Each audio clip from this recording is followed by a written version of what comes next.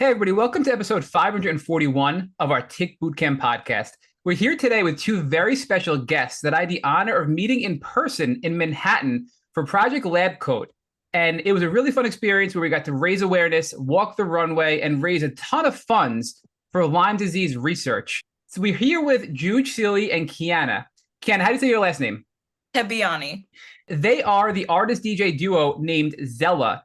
Frankly, I'm old, so I didn't know who they were when I met them. And then I looked you guys up and I asked my younger cousins, and they're like, "Oh wow, these girls are really talented." And then when we met you in person, it was evident how talented you guys really are. Thank So you. it was an honor to meet you, and welcome to the Tick Boot Camp podcast, guys. Thank Likewise, it's long overdue. Been super excited. Obviously, been following y'all and everything y'all do and your advocacy, research, everything. It's been amazing for years. I've listened to a ton of podcast episodes, so excited to be here. Yeah. Same as well. So let's talk through your background a little bit, Juge, because we know that you got Lyme a little bit later in life, but talk about Yeah. what life was like as a kid before you first started getting sick and having symptoms of Lyme disease. So I grew up in Pennsylvania, and I always like kind of say anyone who knows Pennsylvania, obviously. I mean, I was right outside the city, so it was nice that I had close access to Philly, but I was like kind of in when Kiana when she visited because she's from LA. When she visited Pennsylvania, she was like, I didn't know you were from like the middle of nowhere. And like to me, it's not the middle of nowhere, but yes, like a lot of like fields, grass, ticks. So that's kind of where my story starts. It's being born in Pennsylvania. And then I lived in Brazil for a little, have dual citizenship, moved to Chicago for a little, then back to Pennsylvania.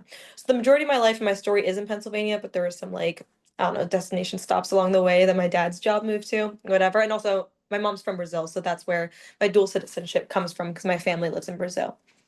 But anywho, yeah, normal childhood. Besides like one encounter with salmonella as a kid, really healthy kid, nothing to report back of anything concerning. And I always loved doing theater. So I grew up doing theater professionally, and being in the East Coast was a great place to do it. I was able to kind of like get a head start, I would say, into my music journey at a young age, like being able to work in these theaters. I thought it was really cool. I would get to like skip school and then get to like do like online school. So it was like really fun for me because none of my friends really did that, and I didn't really know any people that did that. But it was about when I also went to camp in the Mountain theater camp, which that's just like another part of my story I would add because we never, and I will get there, but we never really found out where I got the tick bite from. But think about all these places where there's like a lot of deer. I grew up in Pennsylvania. I mean, we found ticks on our dog all the time. My school were like rolling in the dirt, like, you know what I'm saying? Like, I don't know, I went to like a school, we're always playing in the grass, and then I went to theater camp, Catskill Mountains, a lot of ticks, upstate New York, like as many people, I've met a lot of people with Lyme who are actually from upstate New York. Then, very, like I said, healthy, athletic, did lacrosse my entire life and theater. And then when I was 12, I started having a lot of GI issues. And then they found like a really enlarged lump on my left armpit. It was like the first ever sign that something was a little weird. So obviously got that checked out, and that was just like a really enlarged lymph node, which obviously points to an infection. And then was having a lot of blood in my stools, mucus. So we knew something was going on with my GI. So that was the first like sign, like something's kind of weird. And how old are you at Then this point, Juge? 12. 12. Okay. I got tested, well, I got diagnosed with celiac at 12. So at that point, obviously stopped consuming any gluten. And then I also stopped consuming dairy because like at that point before the colonoscopy came back with the celiac results, it was like, let's just eliminate all like dairy, gluten, like the big inflammatory. And at that point, even though when I figured out it wasn't the dairy, I mean, they never told me it wasn't the dairy, but when I got the celiac diagnosis, I probably could have resumed eating dairy. I just was so freaked out with how sick I was when I just Kiana knows this. I went from 12 until 23 years old, never having dairy, and then like my first bite of cheese, I've never gone back. But yeah, gluten's like a life. It was a miraculous day. The day we were able to give her cheese for the first time, Jude was it was like watching a baby take its first steps. She was like, It was it's so so cute. good. Unfortunately, gluten's a lifelong sentence. That I'll never be able to consume, even with like close proximity, like no cross contamination, because obviously celiac's intense with the dairy. Like I was like, yeah, we're back. Anywho, so yeah, I thought that was like okay, a little blimp in the road. That was like the end of my little health thing. That's what my parents probably thought. I wasn't even really thinking much into it. It's like, okay, mom wants to take me to the doctor. Something's going on. Okay, and go back to doing what I was doing.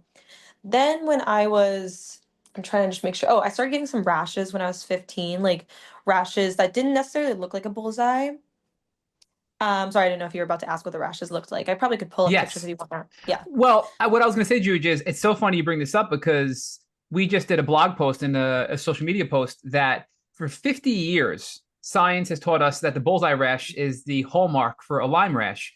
But the Mm-hmm. study just came out by the American Dermatology Association of America, Mm-hmm. and yet people aren't talking about it. And what it's saying is the bullseye is not the only type of rash that is the rash for Lyme disease. There's multiple versions of it. In fact, there's something called a Christmas tree rash, which is multiple rings that kind of form together. And That's what mine look also, like. Yeah. get out of here.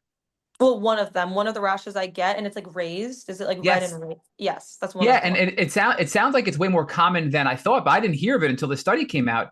And if you get this Christmas tree rash, then it's a pretty much a sign of you got Lyme disease. But it just came out, nobody's talking about it, doctors don't know about it, dermatologists aren't speaking about it. It's just really bizarre. So I think it's an important note that you were having rashes, Yeah. but it's not just a bullseye rash, that is a Lyme rash. There's a variety of them. And multiple rashes throughout your body is another common sign because as the Lyme disease is spreading, Yeah. it's going to present in different parts of your body as well. So a lot I of new didn't even science know coming out on that. that. That's I so didn't know good that to either. know. That's I'm definitely crazy. gonna look into that because, yeah, I have a lot of people that ask me, like, to be honest, I'm like the token friend, specifically in the West Coast too, because like nobody has Lyme here. They're like, "Hey, I have this rash. Do you think I have Lyme disease?" I'm like, "Okay, like, let's not jump to conclusion." You know what I'm saying? I don't want anyone to I've like done that, I think, like just twice. yeah, and funny enough, like I'm gonna send you some pictures after this too. Like maybe if you want to incorporate it, I don't know if you want to like add Yeah, it into this video so you can for see the sure. difference between rashes. Like I will, she's even seen it. Like mine's not bad right now, but like I will get ones even too. Like when I'm gonna flare with my eyes that will swell, like red, dry, crusty. Looks like, and the only thing that will bring them down, funny enough, a lot of times when they're on my arms is a steroid cream. So I was Hmm. getting these, and yeah, they were like, oh, it's eczema.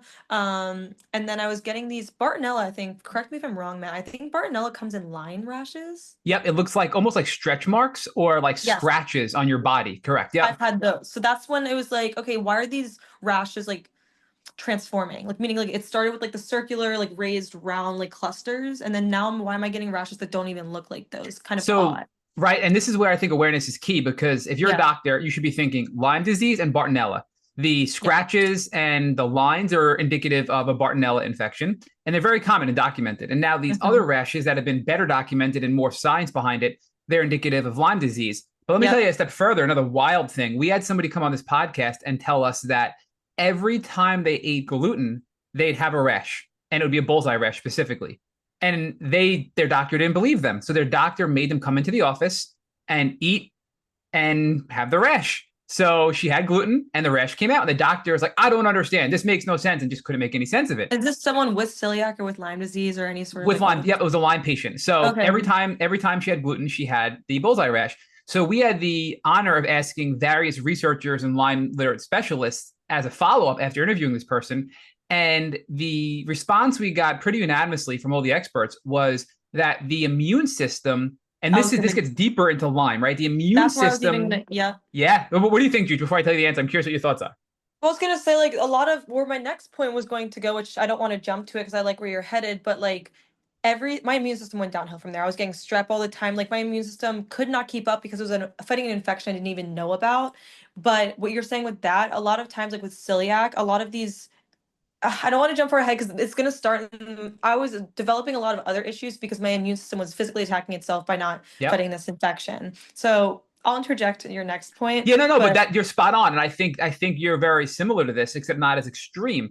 Because what all these researchers and doctors and immunologists, I mean, look, we had Dr. Tal, who we interviewed at the fashion show, right? That I was interviewing Mhm. about this topic, the immunological responses and different categories of immune responses, some of them which are healthy and some of them which are she called catastrophic, right? And the Mhm. catastrophic immune response is the autoimmune component. And in this case, it was creating the bullseye rash.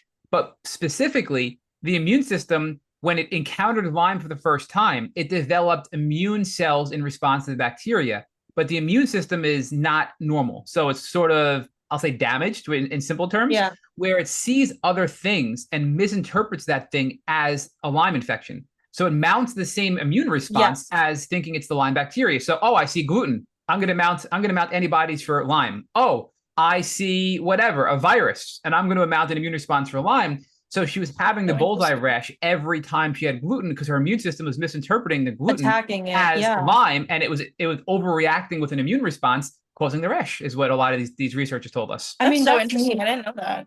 Yeah, I can't do like a lot of antibiotics like at all. I mean, like not even I can't do like I have such a low tolerance to antibiotics at this point. Like we'll get there as well, but like I don't know if you're familiar with SIBO, small intestinal Oh bacterial yeah. overgrowth. That's something that I deal with as well. And like those antibiotics are really harsh. They use like rifaximin. They use the one that starts with an N I forget, but those like literally I will just puke them up. Like my body does not tolerate. And I notice a lot of my Lyme symptoms will flare up when I have another infection. But obviously, of course, Yep. like a lot of doctors will just be like, oh, well, you know what, you're Western blot at this point, you have no antibodies present.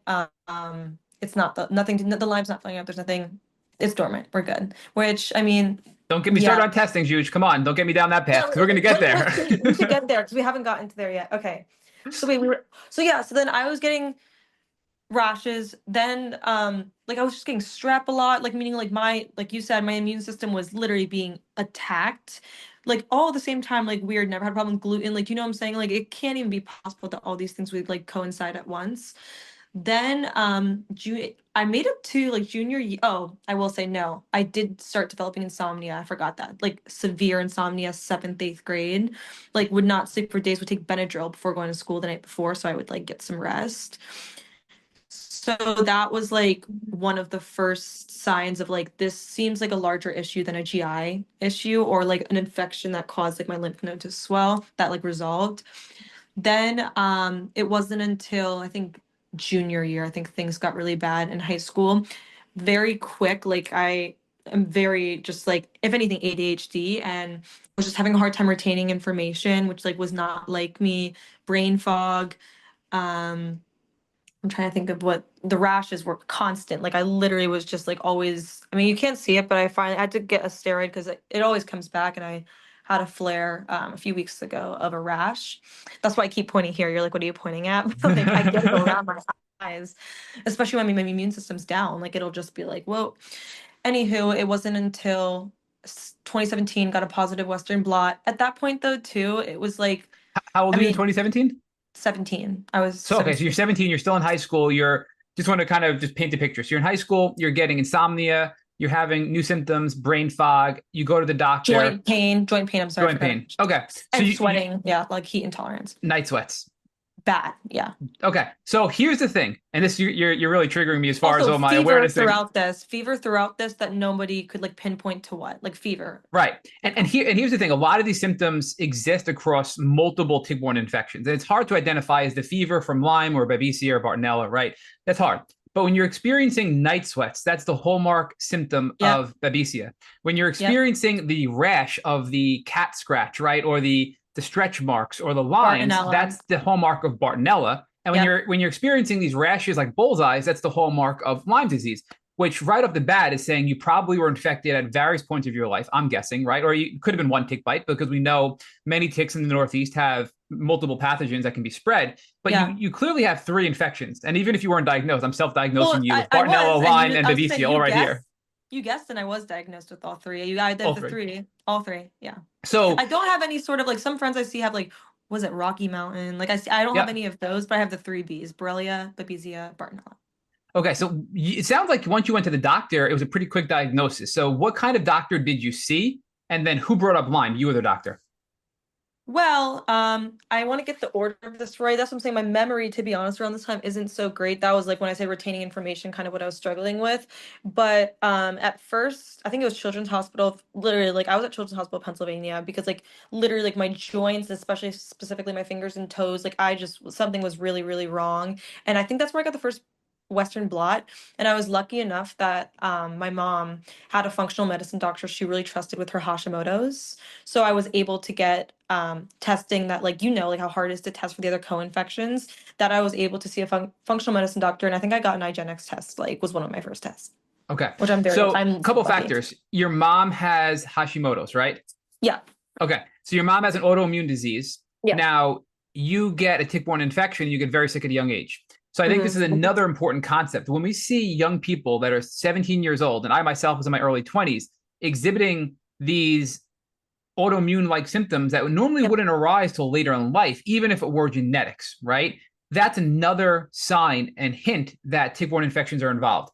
And this is something very common we've discussed with many researchers and many doctors, that if somebody has it in their family, they're presenting with autoimmune, and look, we can debate, is it really autoimmune disease? Is it an infection? I have my own views, but putting all that Yeah. aside, if you're presenting with these inflammatory symptoms that are, Yes. representative of various autoimmune diseases, that's a sign of there's probably something else bringing it on at such a young age, because most likely Yeah. you wouldn't have had it until you were older, even if it ever would have presented I in did have you. like mono, so there's a few things. Like I had mono, like I think it manifested at a time in my life.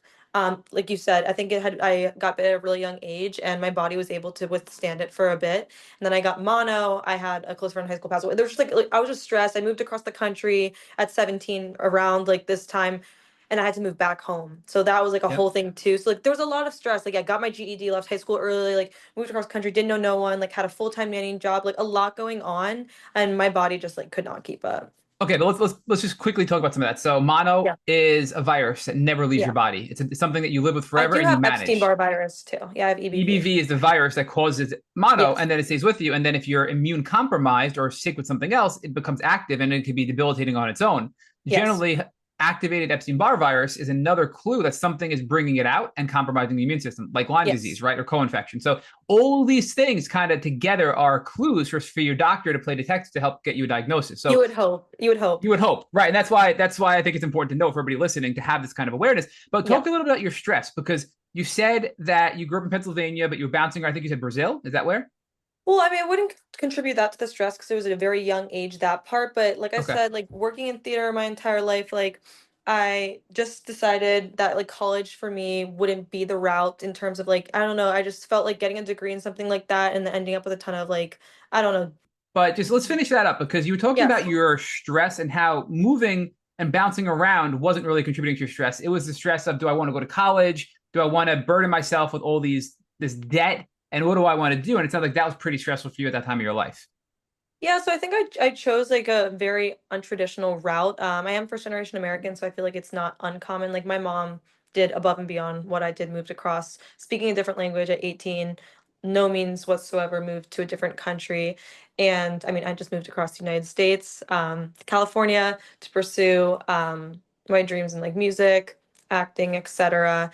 And I found a nanny job online. I found like a full-time job online before I got there. I found a roommate online. I knew no one. So like I literally would like kind of went in blind.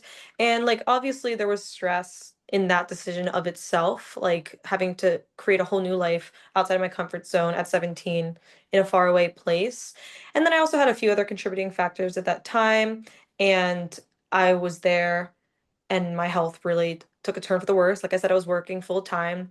I was a kid essentially at 17, like full-time nanny for three other kids. And at that point, few months in, it got really bad, like passing out spells. So that's when I started, like I never really had passed out before, but I was passing out, the rashes came back really bad. Like my eyes would like swell, wasn't sleeping, and couldn't even drive anymore. So that's when we made the decision for me to go. I'm sorry, it's so like thinking back to all this, I don't know if I went to Cedars first or if I went back to Children's Hospital Pennsylvania. But I Before went we back go to there, that. can we Yeah. pause there real quick? Because before we Yes. get into that second round, I wanted to focus a little bit more on. So you were at, I think you said Yeah. Boston's Children's Hospital. Is that true? No, Children's Hospital Pennsylvania, CHOP. Oh, I'm sorry. I'm just Children's Hospital, Pennsylvania, and that's who diagnosed you because you were so sick, right? With the Western blot. Is that true? I got a positive Western blot there, but like I mean the only option I was given was antibiotics, and because it just like I don't know, it's like your standard story. Yeah. So how did they treat you though? What did they give you? Did they give you like a standard course of doxycycline for what? How long? I would have to ask. I did get antibiotics, but I don't remember how long. Every single place that I had gone to, obviously, of course, they're gonna give me the antibiotics. Yeah, it was Okay. doxycycline. I've been on doxycycline before. Yes, it was. So I don't know how long. Okay, so you got diagnosed with Lyme, Bartonella, Babesia from the Nope, Children's Hospital. No, no. Children's Hospital, just Lyme. just Lyme. Okay, they give you doxy and they ship you home and say you should be good. Is that true so far? But you weren't good, I'm sure. Yeah, and I couldn't walk up and down steps that bad. So you I've never been couldn't that you rough. couldn't walk up and down the stairs, but they still sent you home and told you you were cured. That I would be. Yeah. That you would be. Okay. And that, again, unfortunately, that's the sad story we hear so many times on this podcast. So I'm not surprised to hear, but I'm continuously saddened to hear the same story over and over again. But okay, so now you're home and you're doing all this. You're doing all this work. I moved back, like meaning like I was living in LA, back at Children's Hospital, moved back home, to figure out, like, I couldn't care for myself, and I also couldn't like work, so like I couldn't afford to, and like it didn't make sense for me to be in LA, so I had to move back home, which was really disheartening because I think a lot of people already kind of expected it not to work out for me in LA. So like to move back home very shortly after was kind of almost in my mind proving them right that it was like a hard mental Right. thing. And that emotional stress is just weighing Yeah. on it. And when you're stressed emotionally, it's going to cause your immune system to be more weakened. And right, it's just perpetuating that illness cycle. So everything is connected here, unfortunately. So now you get out of the hospital, you're moving back, you're back home because you can't really take care of yourself and you're getting worse, Mhm. right? That's kind of where I think you just were. And then you went Mhm. back to another hospital, right? That kind of bridging that gap there or no? No, so sorry, like the amount of hospital visits too. So after the second time when I went to Children's Hospital when I was back living at home, I kind of decided to take matters into my own hands. Like there's obviously at this point not many resources, but like Yolanda Hadid at that point, 2017, 2018, already had a book out of like her experience with Lyme. So I was trying some like smaller things like the as for anti-inflammatory, because how bad my joints were, I went on a strict grain-free diet. Like literally at this point too, like I had no appetite. And each time, which my worst other health like stretch was in 2020, and each time I got down to 90 pounds, which for me is like crazy. And like, of course, they're gonna She's be like, 5 foot, mind you. Like 90 pounds at yeah. her size is literally like sickly. Ugh, I'm sorry. So, yeah, no, it's okay. But I will say, like, for anyone who has like any sort of like joint issues or RA or anything, the anti-inflammatory diet that I did do, it wasn't what was making me lose weight at all, obviously, but it actually helped me start eating again. And because it like for my gut, it wasn't like an issue because I feel like the antibiotics screwed up my gut so much. But what I will say as well, my joints helped a lot with my joints. And I know that sounds crazy, but specifically the anti-inflammatory diet, doing like Was grain-free helped a lot. was there a name to that diet, or is there something you can share so people can find it, or just a straight up anti-inflammatory diet on Google? No grains, like literally, like I really contribute like going strictly. Like I personally, because I'm already gluten free, I can't live grain free. It's not realistic for me. But like when I flare that bad, going limiting my grains, oats, rice, all those things. I think corn specifically, that's highly inflammatory. I think it's Yeah. really important when you're already kind of compromised in that aspect, inflammatory wise. Okay, so quick question. If somebody listening is in a bad flare and they're in a similar situation as you were at your worst, what is a typical diet that you think would be healthy to get good vitamins, nutrients, protein, but also not have inflammation? So no grains, maybe no gluten. Walk us through what a day's worth of meals would look like if you can. So I obviously will get there, but like at this point still I'm 17. So this was really the beginning of my journey. I'm 25 now and like a lot has happened with my health. Like Lyme, as you know, is a roller coaster. It's caused a lot of other problems in my body and I've been diagnosed with other things that I personally I think have to derive from Lyme. There's no possibility that someone has this many problems respectfully and that it like I I mean used to make a obviously joke. Wait, tell them the joke. You're like, I'm like I there's would no have to be the most unlucky person in the unluckiest girl world. in the world. Which I feel Wait, like the luckiest girl in the world with all the support and everything I have, but I'm saying like for these doctors to categorize these like other issues I have, like the POTS, the epilepsy, all these things which we'll get to, I'm like, guys, like this can't possibly be separate issues that you are texting me positive for, and for me to have like this wide list of diagnosis, this has to be coming from an autoimmune. It's just annoying when they won't like call it chronic Yes. Lyme. Yes. Anywho, but back Well, to the diet. Yeah. well, before that, I just want to share two comments. We had somebody tell us that they told their doctor, "What you're telling me is I am so unlucky that if I were Yes. walking down the street, I would have two pianos fall on me in the same trip from my house a mile down the block. Literally two pianos falling out of buildings, landing on my head. It's not possible, right?" So we had people share Wait, all that's kinds of actually crazy stories. hilarious. So no, they it's yeah, so true though. it's just it's unrealistic. I'm just like, guys, like Also, a okay. lot of these attack different parts of the body. So mind you, like how would you have the most random symptoms that don't even coexist in the same way? Like how would that all just come together? Like Yes. just make it make sense, you know? Yeah. And we had, so the second thought I wanted to share was we had Colonel Malachowski, Nicole Malachowski at the Project Lab Coat at New York Fashion Week. We interviewed her as well. And one of the things, I don't know if you caught on to that while we were doing it, but one of the things she was talking about was she just got a report published with the National Academies of Science. And the report is recognizing chronic Lyme for the first time. And they're calling it Lyme infection associated chronic illness, IACI. So IACI. So it's the term that the federal government has adopted that doesn't have all the controversy and the drama behind it that chronic I am Lyme so does. sick and it's so just So not even like it that big. Like, is it is crap, but it is good that they're recognizing really. So yeah, they're saying chronic Lyme is finally. real, and we're going to call it Lyme infection associated chronic illness. You got a Lyme infection and you became chronically ill. How is that different than chronic Lyme? I don't know, Well, but what it's they the would same call it for me thing. at the hospital, the only way that they would ever be able to, because it's got to a point in which we'll get there too in 2020. It's like, guys, like I'm here with POTS, which so many people with Bartonella experience and like all these other things that like you said, they can't, and this is after I would do another round of antibiotics. So it's like, guys, this is why I'm here. And the only thing that they would do, and this was 2020, they called it post-symptomatic Lyme disease. They would do that, but they would never call it chronic. You never heard it? Post-symptomatic. What about post-treatment Lyme? Have you ever been called that? I've had that a lot. Post-treatment Lyme disease syndrome, because that was a CDC recommended term for like the last 2 years. Hmm. PTLDS, they call it, post-treatment Lyme disease syndrome. But the word syndrome implies a disease of no known origin, right? So it's like, hey, a syndrome is something we don't even recognize the origin. But you're saying if it's from Lyme disease, you know the origin, which was like an insulting term in itself. But the bottom line is we all want proper coverage, we all want proper recognition, and we all just want to feel better. So I'm at a point where call it whatever the frick you want to call it. That's what Just I feel let's get like the money, the too. research, the care, the recognition, so I can feel better and have a better quality of But life, having right? to beat That's around the bush to be like, I think that's like something that bothers me. It's like I feel like I have a little medical PTSD over is like going to the hospital for something that I believe Lyme caused. Like I said, which we'll get to, is like I have seizures, I obviously have the POTS, like a lot of things that I don't think I would have had if it wasn't for Lyme. And when I have to go to the hospital with this, I mean, I've been with my boyfriend for 4 years, and like it took him a while because he's so sweet and he would try to interject and be like, and also because like sometimes you don't even want to bring up the Lyme disease because I'm like, I'm here for something else and they're gonna think I'm crazy because like the way that they treat people, and yep, then they're gonna dismiss me, and then they're not gonna like admit me and actually look into what the heck is going on. So sometimes I had to like, and he's learned, but like I'm just like, as nice it is because he like wants to advocate for me. I'm like, the more I bring up the Lyme sometimes, the less likely they are to like hear me out. yep. It's true. It's true. There's a stigma out there. So I want to get to those specific details. Let's circle Oh, back the to diet. Sorry, I didn't.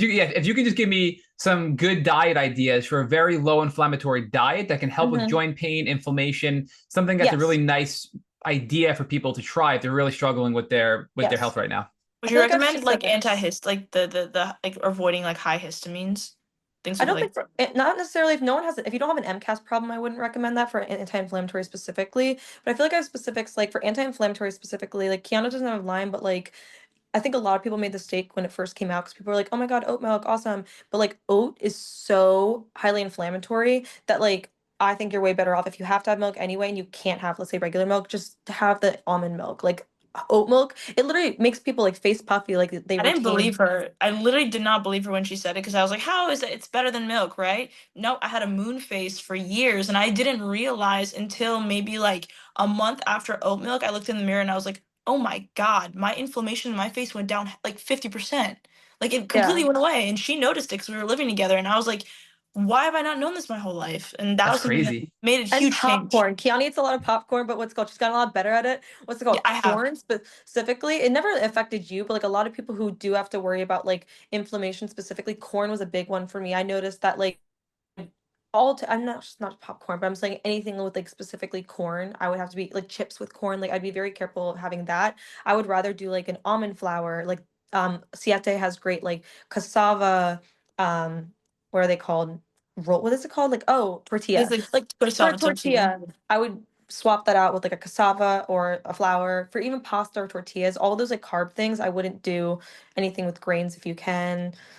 For me, that's why I mentioned the other issues is like for me, it's really important for me to get a lot of red meat. I'm very iron deficient. And I'm prescribed like my doctor gives me iron infusions. And I think that's helped. I'm not quite sure because of my celiac, I can't really absorb the supplements. I don't like I go back and test and I'm still like malnourished in iron, I guess. But I will say red meat's really important for me. That's controversial though. I'm gonna be honest. Like some people don't do really well with like meat, but I personally like I don't know if you know, do you know Dan from GLA? Dan Wagner? Yes, Yeah. he swears by a ketogenic diet. I Oh, don't know I if you've love had him on. Dan. Dan Have you had is him on the podcast? oh yeah. Yeah. Has he talked about his Dan the buddy. ketogenic? He's obsessed Yes. with keto. Yeah. Yes. Oh, we talked about it. We've had some very diehard keto people on here. And look, we've had people that said it's changed their lives. They went from being not able to leave their home to having their life back and at the gym and feeling like they're normal. So I think unfortunately, there's no one size fits all answer because of all the things going on, right? What's Hmm. active? Is it EBV and Lyme and Bartonella That's and what I'm Babesia like for saying. you versus Yeah. other things? So it all plays a role, but I do think it's worthwhile to try. And we always like to use this. There's the risk factor. So how risky is something to try? And if it's not risky, like, hyperthermia has a little bit higher risk, right? I Or can't do the maybe, hyperthermia because my seizures. So I really wanted right. to do the hyperthermia. Yeah. Well, that's a great point. So you would never do that, right? So even like stem cells is another thing. There's risks if you have MCAS and you're prone to Yep. inflammation and histamines. That's The stem cells can actually have an adverse effect because they're going to cause more inflammation and you're going to potentially get a psychosis, right? All these things we've learned from doctors. But if the risk is low and you do your research and talk to the right people, what harm is it to try a high red meat diet? And if you don't respond well, just pull back, right? So I I would feel like definitely those things. Oh, I sorry, was just gonna Kiana. say, I was gonna say definitely because I think she should definitely get on this topic. It's been a very recent like topic of conversation with us a lot is hormones. Male and female is yeah. Oh also my a big God. distinction. I feel like our bodies regulate hormones differently. We need certain things differently than men need. And I feel like that's also a huge thing that I've noticed, like diet wise too. Me, I don't have Lyme, but at the same time, like I'll notice me and my partner, like we need different things at different parts of the Yep. different parts of my cycle. So someone like her, any women who deal with Lyme disease, I feel like that also plays into it a little bit. Yeah. Yeah. And we've had a ton of people on that speak about hormones, and especially in the female Oh, it's patient. like the biggest thing. I really do think it's that and thyroid. I think thyroid is Yes. affected a lot by Lyme. Yeah. So, a couple keywords, and we've had some people on. So, we even talked to Dr. Gordon about it. We're having him on for the long form. We had him on at the Fashion Week as well. But he's a big advocate of bioidentical hormones, and we've had like the leaders of Yes, the space of yes. I'm bioidentical sorry. I'm huge hormones. on this. I'm Yes. huge on. I So, can't wait to talk. Go ahead, please. okay. So, well, jump in, please. And share what your thoughts are because I've I never can't tried do. them. Well, what type? I'm talking about progesterone specifically. I will Yeah. talk about estradiol and progesterone. So, my experience, I was on the pill for 11 years, synthetic estrogen and progesterone. Controlled like period pain and all of that. My skin, great, all of that. I had, when I say insomnia was like my worst symptom, like of Lyme, one of the worst, like the sweats and the insomnia. Like it was like I was on every single prescription known to man. Like the doctors could not get me to sleep. I'd be up for days on end. I've been on every single benzo. I've been on Ambien. Like they put me on every prescription to knock me out. And for some reason, my cortisol was just through the fucking roof.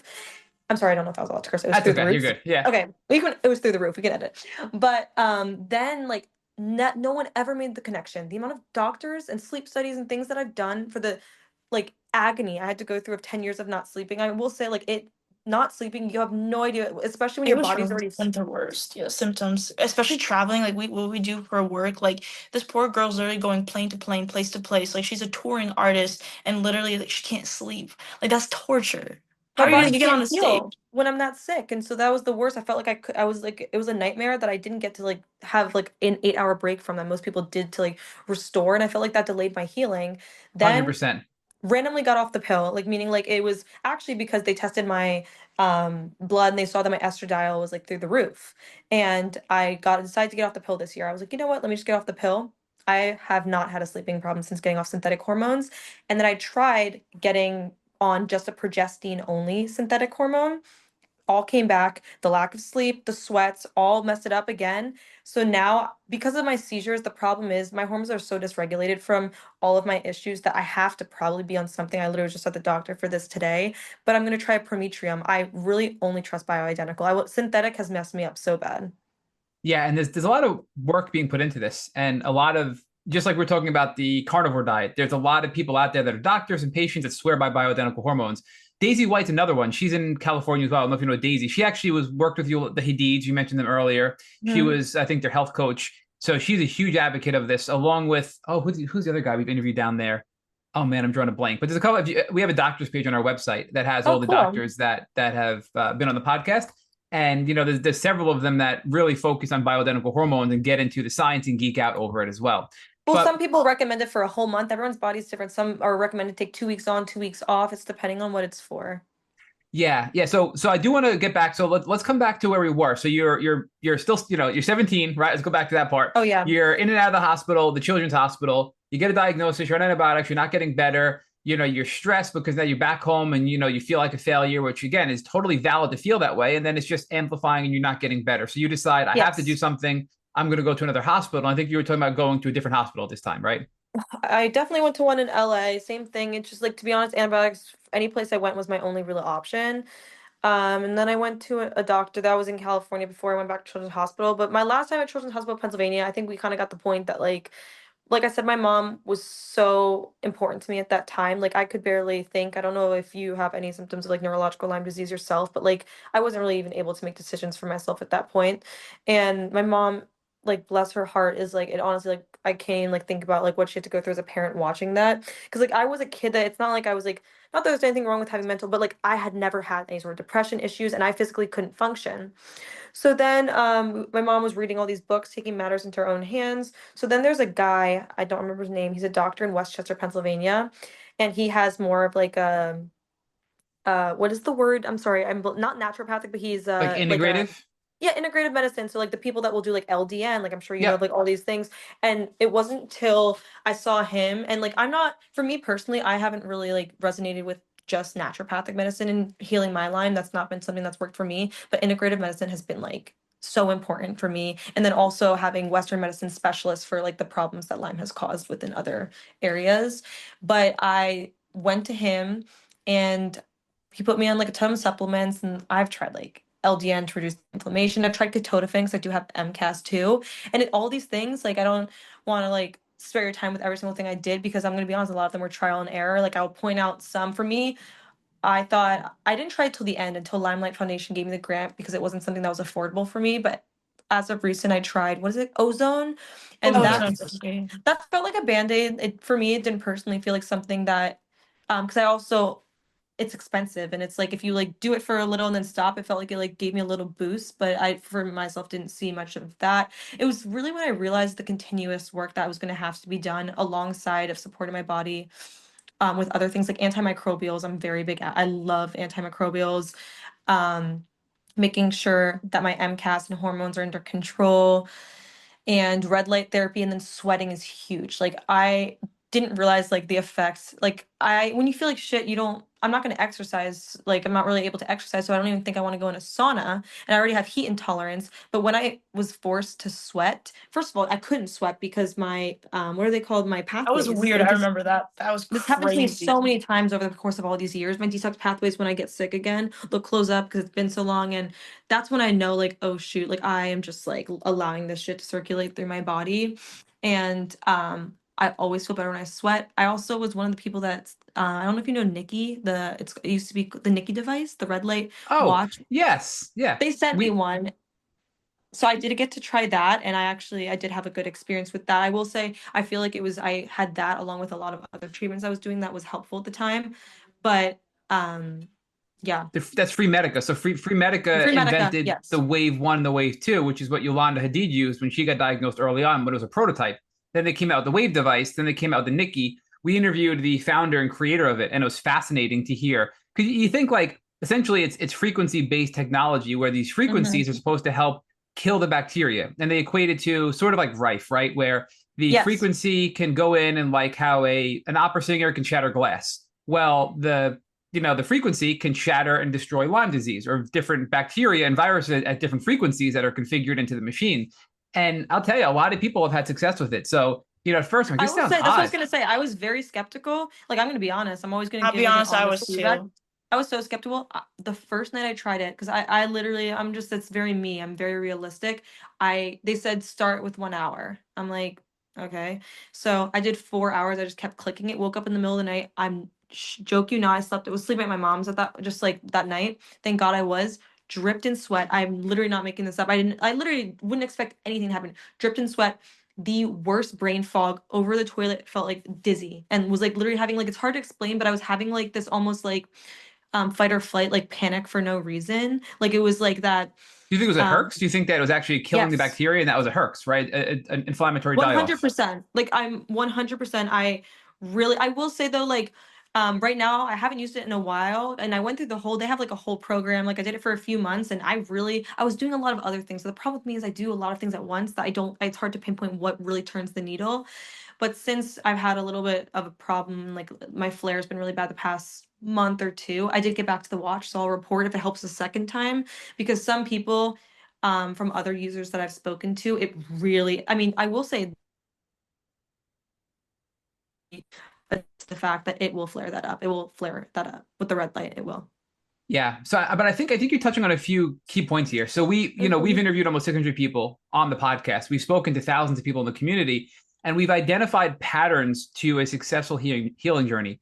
Not to say do this and you're going to get better, but just patterns. And I think you're kind of in alignment with what we've identified, which is before you get into kill, like, the antimicrobial side of things, you have to start with the foundations. You have to be able to sleep. You have to be able to sweat. Yeah, You have to get your body ready for the treatment. And if you don't do that's that, you're very not going to true. have a successful treatment protocol. In fact, it may harm you. We've had people tell us they jumped right in to aggressive IV antibiotics. They had seizures and it put them into a wheelchair, right? It set them back even further. Yeah, I that literally So what happened with me with antibiotics. Oh, in okay, 2020. so you Yeah. got to tell us that. I won't get into the rest of our framework, but it sounds like you agree that you got to get your body ready for the treatment. You have to detox, you have to sleep, you have to get your mental health ready. You have to Yeah. just support your body from a vitamin and a hormone standpoint. You have to make sure you're addressing Yeah. potentially toxins in your body, right? All those things, and then ease Mold. into Make treating sure that you're not mold, living in a mold. Yeah, exactly. I heavy dealt with metals, mold. right? Yeah, I've dealt with mold. One thing that helped me, which is actually a prescription, which people would probably be surprised, cholestyramine. That's used Yeah, when like I don't know if you know of it. Yeah, when a yeah. lot of other binders like charcoal or the other ones aren't doing the job. Oh, that does the job. And especially if you take it, I forget the protocol, but I would definitely do it around. Make sure you're sweating. Oh my God, you know what I'm saying? If you're not sweating, but cholestyramine, did you use that? I haven't, but we've heard it often from people that are Mm. that it's a very helpful protocol. And again, I think this is one of those things where it's very low risk, right? You're not sure if you need it. Are you exposed to mold? Are you exposed to heavy metals? And this is where I feel like you can just try it. And if you feel like it's having a benefit, or even if you're responding negatively to it, why am I responding negatively? Is it too aggressive? Is it binding too many of the toxins and it's causing inflammation because they're being pulled out of my system? And it gives you data to make informed decisions about what's going on in your Yeah. body, especially when it's low risk. So these are things that are really good tips for people that are listening to kind Yeah. of navigate these little things that are popping up, True. right? Yeah, no, that's very true. But yeah, in 2020, kind of like, so basically, I was able to, and like, forgive me for my memory. I know I tell stories. I don't know if it's my brain fog or if it's an ADHD thing. I tell stories not in chronological order. So I feel bad that I wasn't able to give like a detailed list of things I did, but I mean, it didn't really work in 2017. It did come back, and not that Lyme is something that we don't have a cure for it now, so it's a thing that you can put in remission. But I was able to do a lot better in 2018, 2019 through a variety of different things, and medication supplements that I was trying and treatments. And then in 2020, out of nowhere, Before you get to just 2020, if I had to ask you a question, yeah. if I said to you, what were the top two or three things that you found the most effective in your treatment Mm. protocol, not just from killing the bacteria, but just from a symptom improvement standpoint, what were those two or three things be? Um, from a symptom standpoint. Yeah, It's really hard. I feel like it's been like 10 years of this. So I'm trying to think. I mean, first and foremost, like you said, you do have to get your body ready, but like the antimicrobials, antifungals, even like there is time for antibiotics. I hate to like because I know like I myself, you know what I'm saying? Like I know that antibiotics aren't the end all be all answer, but like there is a time and place for it. for sure. Um And the second thing, I did have a big problem with mold, and I don't think it was until I addressed that and really got that out of the way that my Lyme was even able to be put into a state of remission. So Yeah, meaning like yeah. but I think that's really important. That's really important because if you don't address the mold, you can spend so much money treating Lyme, and it's never going to be that effective in many patients, right? Yeah. So I had a fun debate with a doctor. I forget who it was. We've had so many. I was one of the doctors we had on, and I said to him, I go, you can't just address mold and expect to feel better. I'm like, what do you mean? And he pushed me. He goes, no, Matt, everybody's different. He said, so don't forget, our immune systems were built to protect us. And if somebody has Lyme disease and mold toxicity weakens the immune system. And if I can detox the mold and I can remove the chronic exposure to the mold in the workplace, in the home, and then detox the body of that mold, your immune system might be able to then go back to a normal state and then push the Lyme back down, just like your body does with EBV. And you might have a symptom free life. And it doesn't mean I'm not going to continue to do things to make you healthier, but I've had patients that I've treated the mold and they tell me they feel normal again. He goes, but I keep making them Yeah. healthier. He goes, but there's different situations, different people. I'm like, I never thought about it that way, right? So you got to really kind of go in this order, which is why the get your body ready for treatment is so important because maybe if you get the mold addressed, you might not even need an aggressive Lyme protocol. It's just going to be more of a maintenance A kind lot of of let's them have decrease the crossover microbial load. too.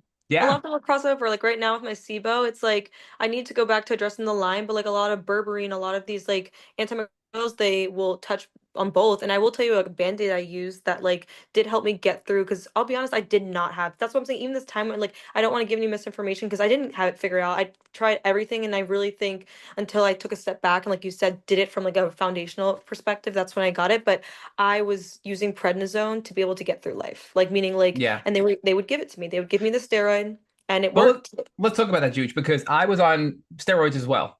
We Yeah. have a very similar journey. I had debilitating seizures, paralysis. I mean, I was taken out of work in an ambulance. They had to stop and get anticonvulsives because they couldn't get the seizures under control. They told me I had a brain tumor, all kinds of crazy stuff.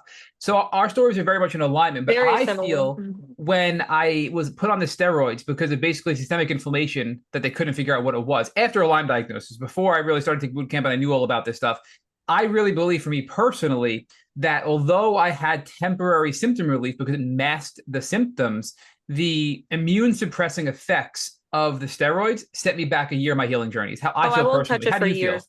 100%. I won't touch it for like it's been years now, but I did the Decadron, the prednisone, and Kiana will say though, she was there for a lot of those experiences. Like to be honest, our career as a duo and when things really we started and like it's the first thing that I think I've been a part of, because like we were both doing music separately, but like when we started our duo, everything clicked and we were just thrown into like this fast pace journey really quick, and I wasn't in the best state of health, and she knows anytime that like because I'm just not someone to say no. It would be like ask her, it was like, where's the prednisone? I need to go to an urgent care to be able to get through this. Yeah, Yeah. there's countless times where after literally a show, she'll go to the hospital.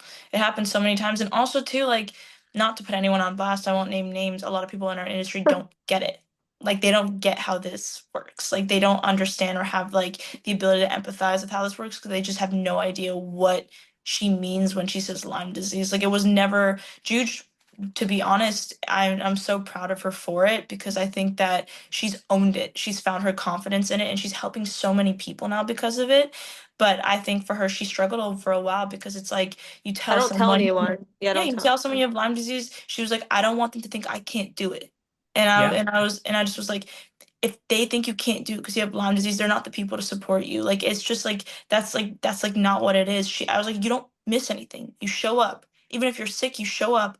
So you need the right support system when you're Yeah. sick because you're gonna show up anyway. It's who you are. It's who she is. Juju will always show up, and that's something that I always appreciate about her. Sometimes I'll tell her to go home, but she'll still show up. Oh, in the middle of a show, Kiana has honestly, Kiana, do you want to wait? Tell if you want to tell a few of the stories of just like how you've been able to like really support in the moment. You could tell the show where I had to leave halfway through. You could tell the Fonda show where I had to go to the hospital right after, and Miami Music Week when the paramedics saw me on stage and were freaking out, and then I like gave them thumbs up. Wait, You were before you tell those three stories, can you just tell us because we're at the time chronologically where you guys met because we just got to oh 2020, sorry. you're 1920. No, I want to hear all that. I But met how Kiana a did you year guys before meet? 2020. So yeah, go ahead, Kiana. Okay, tell us how you Yeah. met and then those stories, please. Yeah. So it's not a like head turning story, but it is a sweet story. We basically just met, a mutual friend introduced us, and I was early in my college years. I had been invited to a potluck that Juge was throwing like to celebrate one of her EP releases at the time for her own project. And this guy invited me. I was like, okay, I'll go. I go. My grandma brings me a box of oranges to go give her because I'm Persian and we do that kind of stuff. And I met Juge and instantly I fell in love. I was like, this is gonna be my best friend. I was like, oh my God. I am born and raised in California, in the Valley, like right here in LA. And I had never met an individual like her. I was like, you are so cool. I screenshotted her Instagram the night I met her, and I've We never done found that it. before. It's Yeah, we kind no, of we literally fell in love. we found it recently. It was like recent, and we found that I did that, and I was like embarrassed, but I really liked her. I was like, there's something so cool, so real about this girl. And even though we both loved music, I wasn't pursuing it, she was pursuing it. Um, I was so fascinated by her. I thought she had so much, like I truly like see the fight in her. Juge, like when you naturally meet her, and I always say this about her, like she has this energy, this presence, and it's like this very like I'm here, like very dominant yet also kind and warm presence that I just like was drawn to immediately. And that's still one of my favorite things about her is she's strong and she's humble about it, but her presence almost gives you a strength in a way.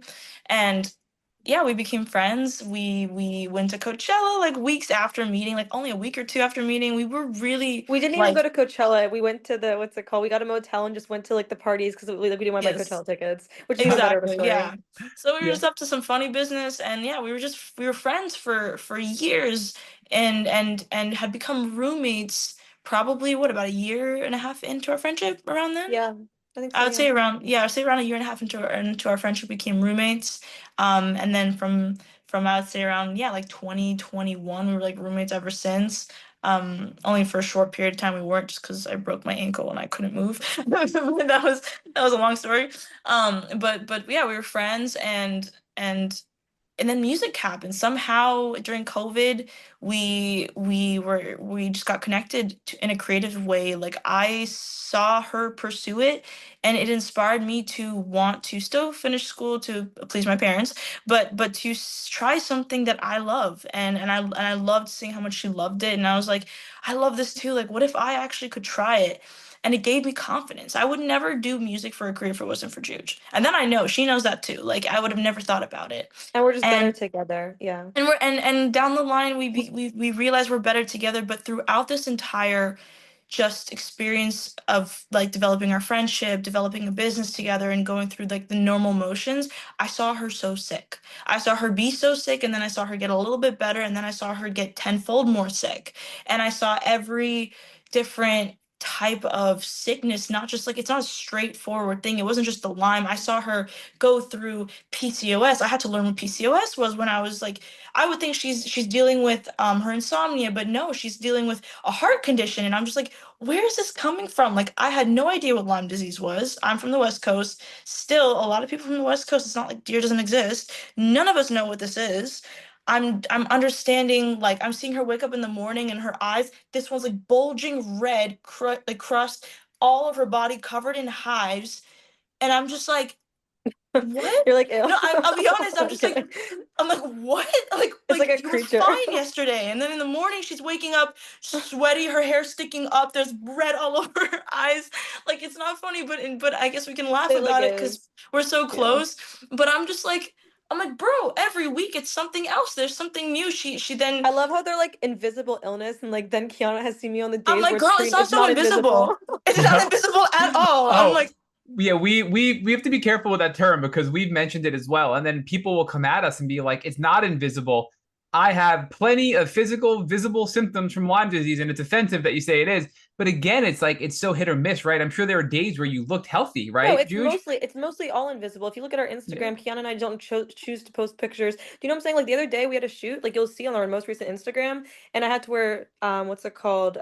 Glasses. I couldn't wear any makeup or glasses because I had rash all over my face. so I went And with like it. But you would so we never just went think it's with because it. of that. No, you're Hmm. not gonna post pictures the day. So no, you're right. It's mostly of the time we say invisible. Yeah. Yeah, yeah, I would say most of the time it is invisible, or like she does her best to make it seem invisible. I mean, in some ways, sometimes when we're doing like photo shoots and stuff, like there's so many times we have to like move little things around, which is not it actually somehow like we take everything very lightly.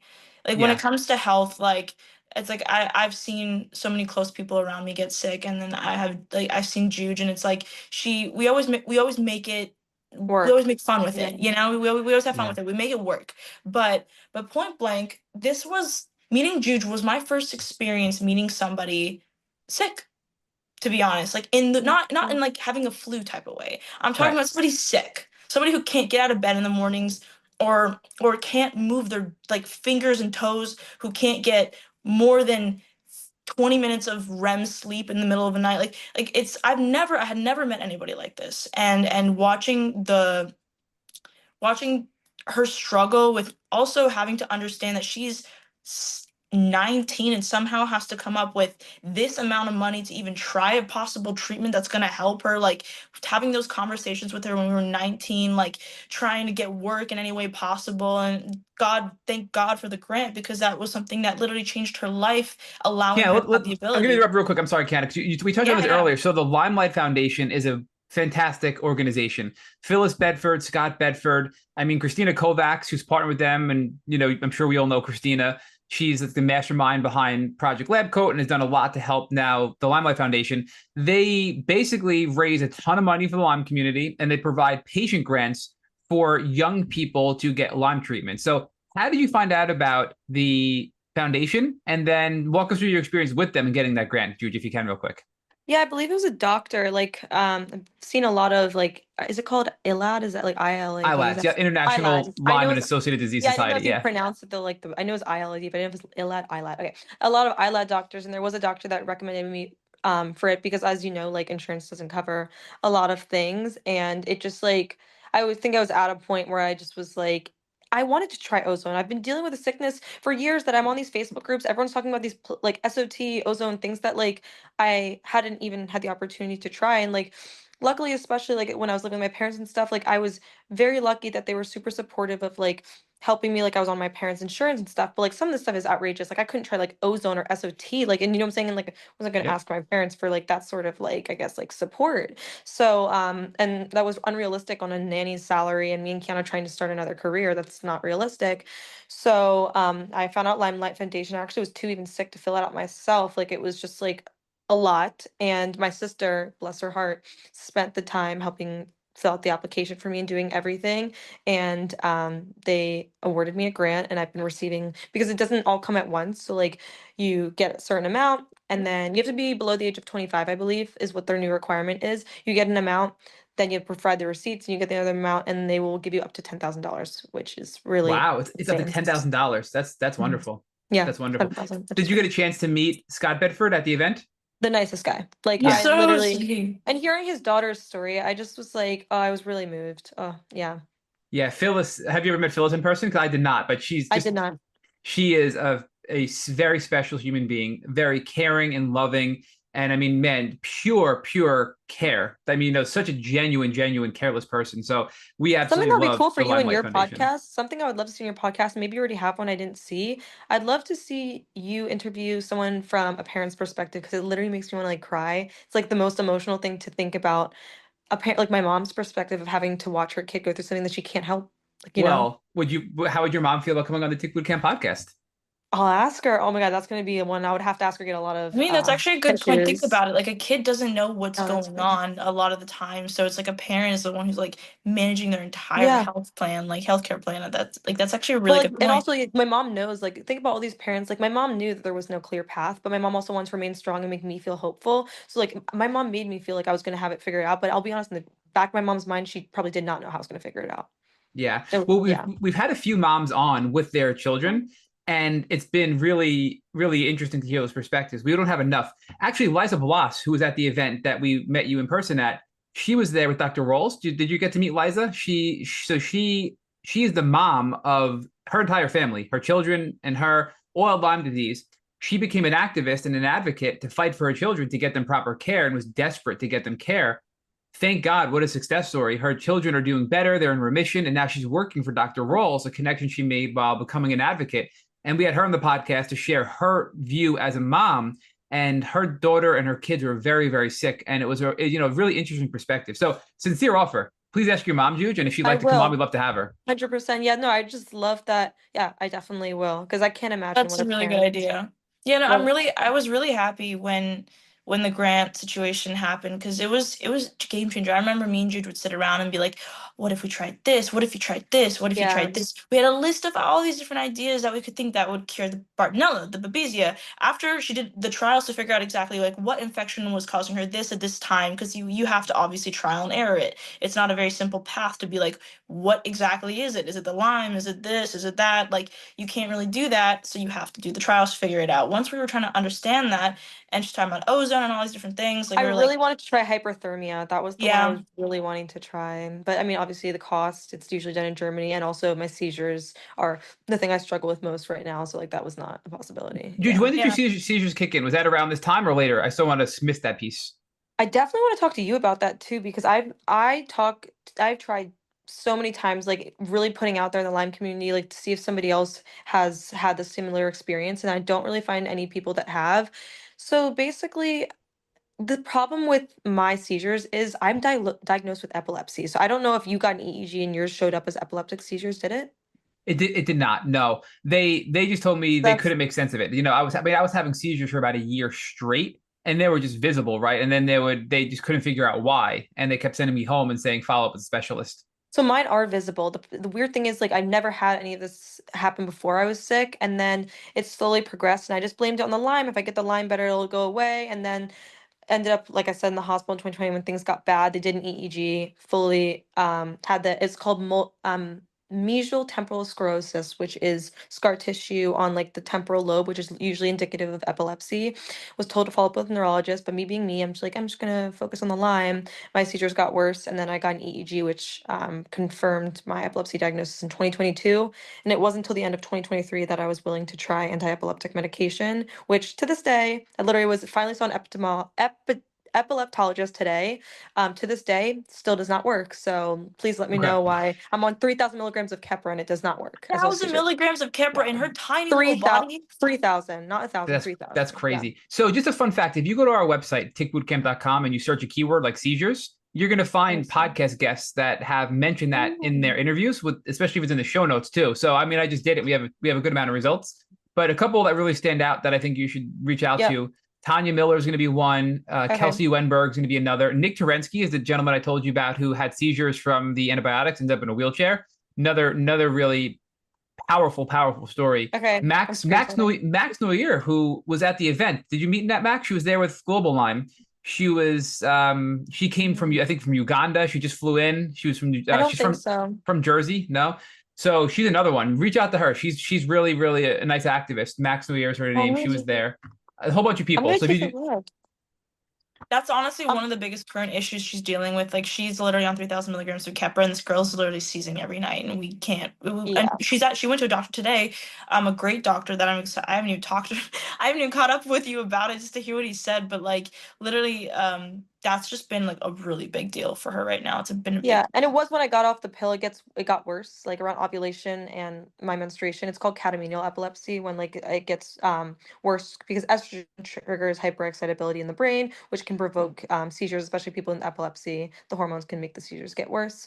But yeah, that's like I would say the thing I struggle with the most. The POTS is completely fine. I've been knock on wood, but POTS has not been an issue for a long time. I hope to What's keep helped you with years. POTS? So very weird in 2020, out of the rash started coming back. It's just like honestly, it's like this like little like shadow following me. Like it's just like my immune system getting sick a lot again, and um and also to be like just to give you a good picture, I have not had a normal 20s, even though it looks on social media like, oh my, me and Kiana are like traveling and stuff. Anyone who knows me well knows like every birthday I've spent, like I just haven't had like a normal birthday. Like my 21st birthday I was like, I was very adamant when I was so sick, and I spent the whole time, we went to Miami with a few friends. I didn't leave the Airbnb, and I was literally the entire time upping my Ambien, trying to get sleep. So like, I think I had a while, I don't know if you talked to people about this, but I had a very big denial period and like, I was trying to feel like everyone else, and I didn't have a lot of acceptance. And I think that prolonged my healing. So Yeah. with that, yeah. So but what I will say is I've never been able to be the type of like, so when my flare came back, it's not like I was going out drinking, doing these things. Like I wasn't even able to do that. So it just really like life just brought it back to me. I And remember you at I your remember I was I on think you the were at your parents when I visited you when your PCOS when your POTS got really pots. bad. Yeah, I was so no, but I was randomly in Newport one day with some friends, 2020, and all of a sudden I felt really dizzy and felt like I was gonna pass out. My heart was like tachycardia, no anxiety or anything. They took me to the hospital. They just said it was tachycardia. Went back to my house. Same thing in the morning, passed out, and then all of a sudden, raising heartbeat was at Cedars-Sinai at the hospital. So that's when they realized that I had POTS, which is like postural. Wait, what is it? Postural orthostatic.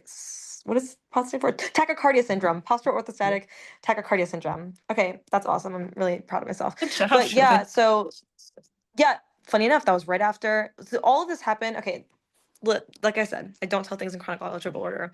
The But you SIBO, actually I was are. talking about. We're bouncing around, but you're doing a good job. We keep coming back, so Okay, don't be hard on yourself. It's all connected, you Yeah, know. it is. okay. So basically, My stomach issues were the first thing around that flare that became problematic again, and so that's when they were like, "Oh, your SIBO is really bad." Like I did a breath test, and they put me on the two. It's rifaximin and another antibiotic starts with an N.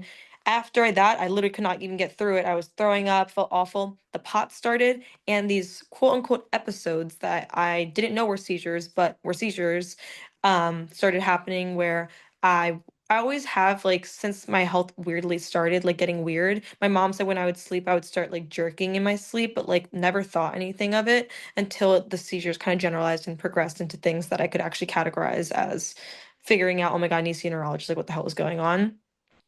But yeah, so I really do think the antibiotics triggered that POTS flare because it was right after that. And then I ended up in the hospital for a minute. They put me on beta blockers. It was really bad too because they were warning me about something with like I think it's called SVT. Do you know what that is? Like basically your heart goes into like abnormal rhythm when like the tachycardia is so bad. So like my heart was like I was admitted for a minute and I would go in and outpatient, but because my cardiologist was associated with the hospital, it was nice. He would come and visit me, so it was really helpful. I lost a lot of weight at that time as well. So that was like back when I was 90 pounds and they told me after everything got better with the beta blockers months later to follow up with a cardiologist because I'm sorry, a neurologist because they saw the mesial temporal sclerosis in my brain. And I never did that and I regret that, but I just thought I'm gonna get the Lyme better and this has nothing to do. But I do think it might be that I just have epilepsy. That's the only one thing that I could see has nothing to do with the Lyme, which I don't know how it wouldn't, but I do have like positive epilepsy, EEG.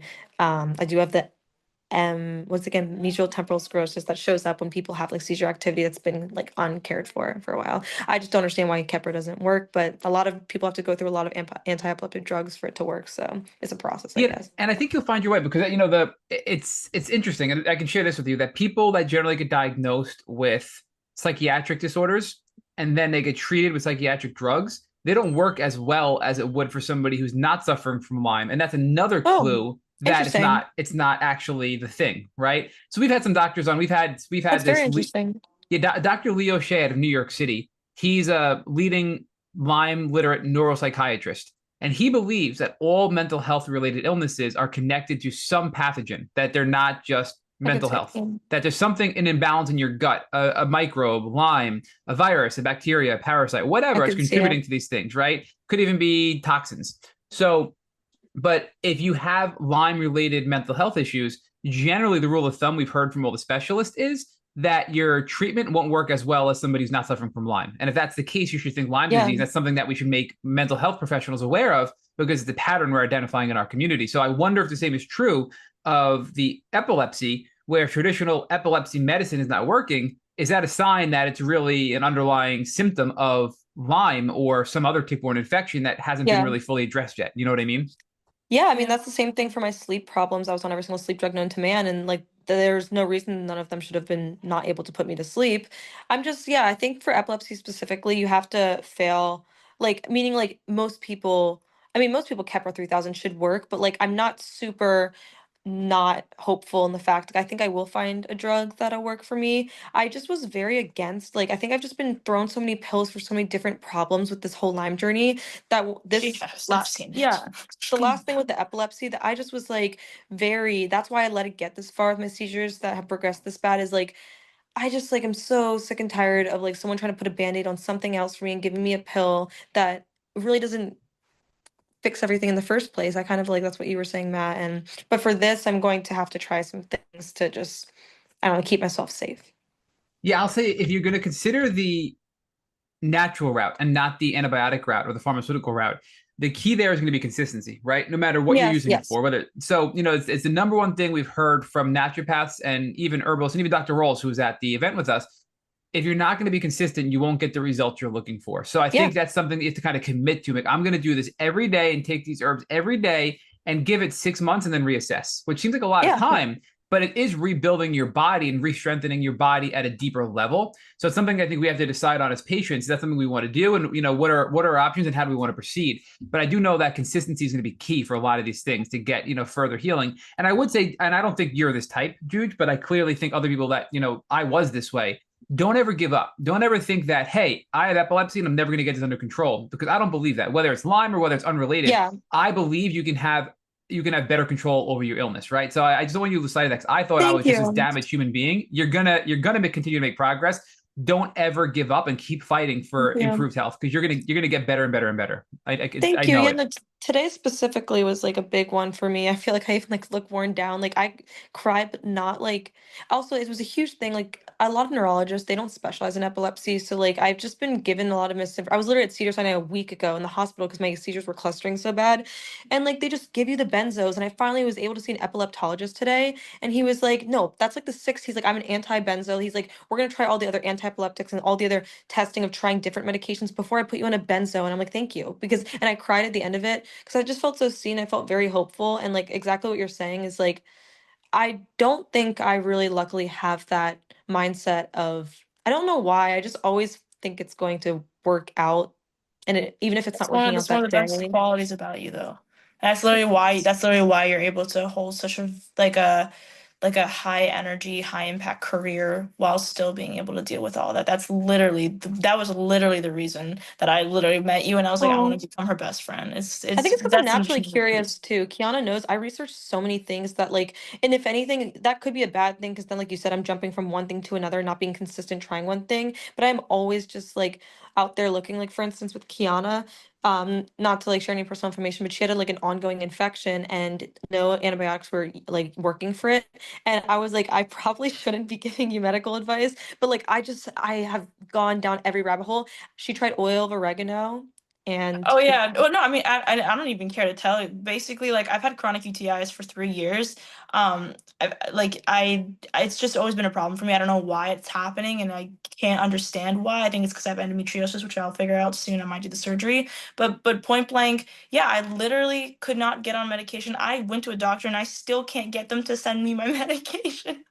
But basically, I know I went to a doctor like 5 days ago. I'm like, please send me medication. They're like, you have a raging UTI. It's gonna reach your kidneys. I was like, I could thank you, I but could but use it. point but point blank, I was struggling. I have struggled with this for like 3 years on this one random thing, and she just said, hey, I'm not a doctor, but try this. And to be honest, like I was desperate, so I tried it, and literally the oil of oregano like got rid of 90% of my pain within 2 3 days. And Wow. I've never had that happen before. Not even on antibiotics. It takes like 4 or 5 days to work. Oil oregano is strong. It's a lot of antibacterial properties, and also too, like you can't take it. Like I mean, you'll see like if you look online, because people will use that and berberine for SIBO, and that's a protocol that I'm going to be doing once I get on my new seizure medicine, just like one at a time for to treat my SIBO because I don't really want to go the antibiotic route. And you have to do like 2 weeks on, 2 weeks off, and you can only do that for 8 weeks. Like that will take like the good bacteria out of your gut too if you like overdo it. No, but it's the first time I've ever like, because I obviously like I'm very lucky with my health. She struggles with so much. It's the first only really thing that I struggle with, and so I never thought to try anything, like a supplement or something different. And when she offered that, she was absolutely right. And I'm gonna talk to my doctor about it, and also just like look into maybe you were telling me mentioning like was a I think it'd naturopath be or good for her to see like no, not naturopath, but some sort of integrative medicine yeah. doctor. I'm even like someone without Lyme, like I think like because she's so like knowledgeable on this stuff, like she Yeah. really did actually help me with that, and I took her advice. Well, because Nice. women's healthcare too, like they don't, there's not much education on women's healthcare. So if she's going to like, I think an integrative medicine doctor would do longer, more in-depth blood work than OBGYN is going to do anyway, Oh, no too. doubt. No Yeah. doubt. I want to put it into context, because people listening to this podcast are thinking, oh my goodness, like you're speaking really fast, you're really smart, you're a good Oh, I speaker. don't feel like I'm I'm speaking looking at your that social good. media, you look healthy. I don't understand. And this is why I want to tie it back for Oh, that's my Kiana favorite thing. Yeah. to give us some of the stories that you were letting us share earlier, Juj, when Ah, you had okay. these moments where you had Okay. to leave. If you could share some of the, the best friend behind the scenes moments, Kiana, Yes. about Wait, Juj, can I and give you three that like I think you should include? One is like the Bloom, two the Fonda, and three Miami on stage with the Med tent. Okay. Okay. Let's start off with Bloom. Basically, we were DJing an event like in partnership with Bloom. It's like the drink company. And yeah, we were DJing for a few hours and we had like one break in the middle. So we were doing our thing, took our break. Juge goes to Sweetfin and gets like this poke bowl. It's fish. Not a good idea. yeah. They shall explain more why this had happened, but point blank, she comes back in the middle of playing Her throat's closing up. Her face is red. Her Wheezing. eyes are bulging out. She's looking at me and she's like, I think I have to go to the doctor. I was like, I think the hospital. And I was like, leave. She had to literally leave middle of the thing. And she didn't Went to go a to the hospital, restaurant. but she Yeah, no, parked I right in went to front of by it. the hospital just in case. I do have an EpiPen because my histamine issues are so bad. So I just wanted to be near. So I had the friend who was like working the event with us take me be right by a hospital, and then I just went to a restaurant, and not to be gross, but like you have to And get she it came out. back. That's the part And then that I killed me finished the too. show. I'm like, she literally left for like 30 minutes and she's like, I'm coming back. I'm like, go home. Like, go Wait, home. you She went came to a back. restaurant and what did you? You got to I be just wanted specific. to. I wanted to be close to a hospital just in case I would go. I got nervous. I was wheezing. My throat was closing up. So we actually went and got 2 Benadryls for me, and I wanted to be close to a hospital just in case I went to anaphylaxis because I was like hives. And so then I went to a restaurant, and not to be gross, you have to when you have an allergic reaction, you need to like get it out. Yep, And then yep. after we played a 2-hour set, so she She did came an back for hour the by last like herself. 15 Come minutes. I was like, on. no, that's what I'm saying. Like, it's just like it's crazy. Now, the next one is one of my favorite stories. Is not favorite because it was a good story, but it was just funny because I can never get the paramedic putting a thumbs up out of my head. But we were playing Miami Music Week and we were doing a bunch of shows that day. I mean, that day we had like 4 shows. We were playing with Yeah, it was Miami. We did ridiculous. like because our record had just gone #1. We were doing like a thing with Miami Heat. We had a lot of really crazy, amazing things happening that day. But Jude was so freaking sick. She was so sick, like really bad around this time. And you would not think it by looking at the videos. She's going, hey, I just got a #1 record on camera, but then going home and literally like passing out. We were playing that show, and I forgot what exactly your symptoms were that day. It was really I hot. hadn't slept in days. Like that was like when my insomnia was at its worst, That's what and it I was was. taking like a ton of stuff like Ambien, mess, whatever, to try and sleep too. And honestly, just being honest, the lack of sleep, literally, She was I like felt tired I but was wired. hallucinating. Yeah, I was Yeah, she totally was like literally hallucinating. she Yeah. had all this drugs in her system. She was basically like awake. It was like 100 degrees. She was like hallucinating. And she had to go stand on a hot stage for like hours a day, like playing shows. And so there's paramedics there and they looked at her and they're like, you can't, like you should not be going, like don't go on 'Cause stage. I They felt like I basically was told her, gonna don't do pass it. out, so they like sat with me and they were like, "You can't play." Like they're like, "You're not good to play." Because I like felt like I was gonna pass out. My heart, they did my like whatever the heart rate, and my heart was Yeah. like Yeah, it pounding. was it was a bad situation, and I just kept telling her like I'll do it myself, I'll do it myself, and like we just have a thing where like in the moment, obviously we had already said we're gonna be doing it, so like if I was there, I would have done it. But we have a thing where if she's not well I've or if never something's not happening played a to me, show. I've never not we've played. never she's never not played a show, but God forbid, like it's just we don't play without each other. Like that's just kind of like not really what it is. Like you know what I mean? Like Yeah. no, I'm not gonna say yes to a show if she can't be there. It's just that's not you're not getting the artist. But basically, yeah. So I was just like, listen, I'll play. You, we'll play together because she was like, I cannot not be there. So, She had my Alka-Seltzer Gold on the ground, like where I was yep. able to like go below the booth, just like sit there. And we They had had a like a fan. They gave me seat there. fans, We seat. had a Yeah. seat there and like 2 fans. So basically, we had a seat there, and we said at any moment where she felt like she was gonna pass out, go take a little seat like on the toddler chair, and I'll keep going for a while, and then you can come back if you need to. But that I said, I'm only allowing you to go on stage if you say that if you feel like you're about to pass out, you're gonna go sit down. Like that was like our rule. So basically, she of course played the entire show. They never took a seat. Played the entire show, and the I get back down paramedics for some Alka-Seltzer. and we're playing this set and I look across, we both look and the paramedics are just like staring at her and she's like and then they look back at her and they're like Wait, so for the people that aren't watching on video, we got to share for the audio only podcast. So they literally look at her and she gives them a thumbs up, and they give her oh they look at her yeah. confused and give They her were a thumbs like, up back, right? you know, She at looks first at though, them they looked at like me. At first, they were like you, and they were like this, and then I said I'm good, and they were like, okay. yeah, Okay, like we don't believe you. they were like, is that the girl who's about to like die, like pass out? Like and then they're like freaking out. It was the funniest thing.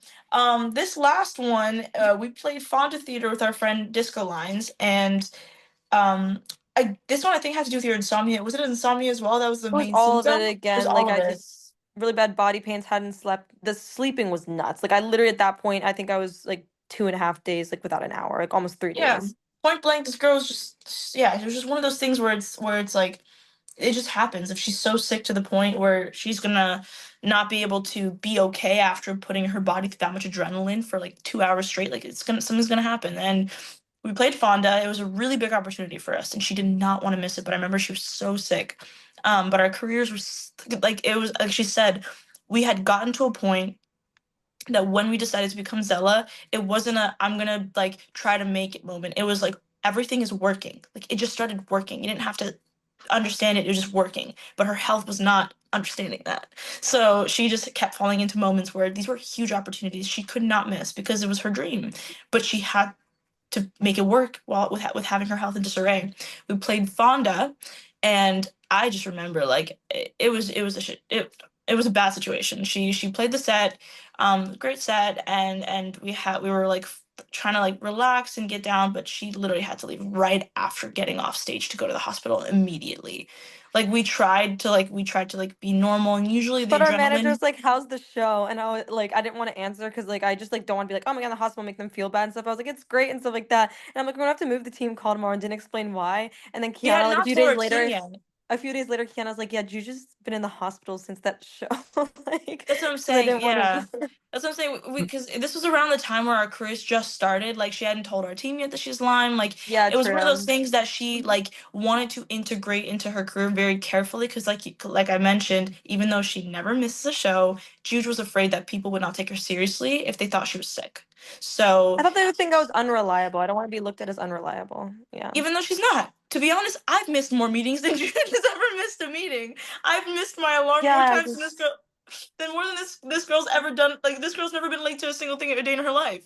And point blank, yeah, she was in the hospital for days after getting off of one of the biggest stages in LA, having to explain to her team like 3 days later, like on a team meeting, yeah, I've been in the hospital for like 4 days. Like, weren't you just playing a show? Like, it's just one of those things where you would We've never had crazy assume. moments with it. Like I feel like You people went like to the it's hospital after the Christmas one, the Christmas show in New York, oh right? my God, to get Remember? no, I went to urgent care to get prednisone. I've done that a few times too, because I'm like, I have two more shows this weekend. But I don't do that anymore. I'm telling you, when I got off birth control, my sleep got better and stuff. But like, when the sleep was that bad, it was like, I'm not gonna make it through these next two shows if I don't get a steroid. That was kind of like, if I don't reduce the Yeah. inflammation in my body, I'm not gonna even be able to continue We to work had this weekend. we had to become the queens of MacGyvering when it came to figuring out how to tour with Sesame, like. like the online health thing I would do, like the Yes. Sesame, which is like an online like urgent care.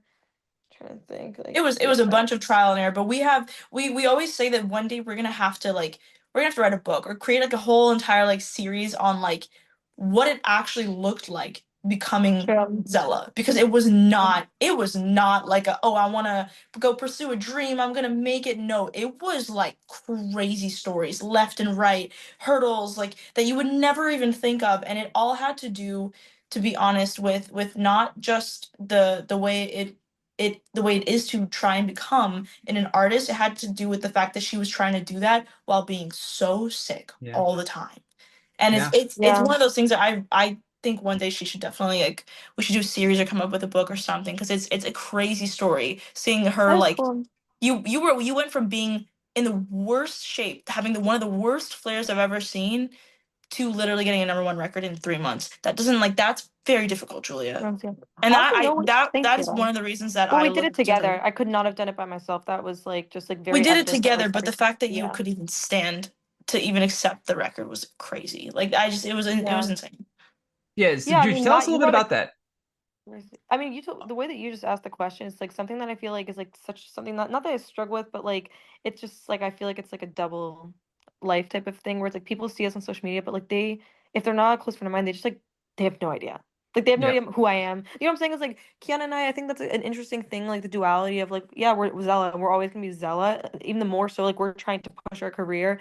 But I'm also Juge and she's also Kiana, and I don't think sometimes people differentiate the two, and I don't think people see us for us. And that's something I've kind of struggled with because I'm just like, I want people to want to know me on a deeper personal level. And that this is a part of me, but I also don't want it to be like all encompassing of me. Yeah. So Yeah. I don't Yeah. know. But I do Yeah. think that you're further along in your healing journey than you think you are, is my opinion of I this am now. discussion. Yes. No, Now, no. This happened certainly. a few years ago. A lot of This this was a stuff, few like years ago. Okay. Yeah. like two Got years it. ago. Yeah. Right, but I think now that you're getting towards the tail end of your healing journey and you're learning all the tools and you're building your toolbox of doctors and treatments and hacks and things to get yourself in a better place, I do think there's a lot out there for you in the future. And I think potentially a Netflix documentary, potentially a Oh my book, God. potentially whatever, right? Because Yeah, that's that's what so we cool. need. We need people like yourselves to help us raise awareness at a scale that most people can't, right? And that's Yeah. where we all bring our Wow. God-given talents to help raise awareness and bring to the cause, because it's something that's touched all of our lives so personally. So, I know that's something, there's going to be, you're going to continue to bring awareness. Never mind what you've already done with Project Lab Coat and being interviewed on all these other, we've seen, read a lot of your articles where you shared your story, but I think there's a lot more to be had here for you to raise awareness and help not only our community, but just the whole world, because nobody understands how bad Lyme can be and how if we had proper awareness, we can curb a lot of this. Because if we got caught at earlier stages of our illness, we wouldn't be as sick and it wouldn't be as deep as it was for us when we finally got diagnosed. So don't lose sight of that, That means so much to me. Yeah, that means that's so very much to kind of you to me. say.